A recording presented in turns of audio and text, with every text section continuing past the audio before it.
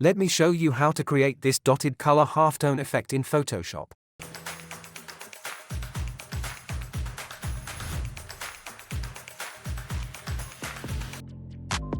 Go to Adjustment Layer and choose Gradient.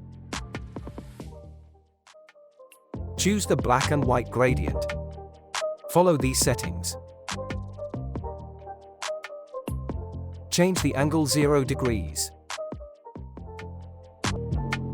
When you finish, press OK. Right-click here and choose Convert to Smart Object.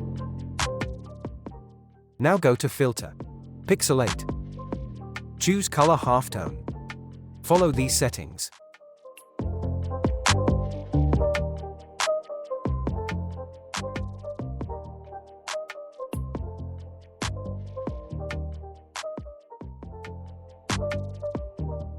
When you finish, press OK.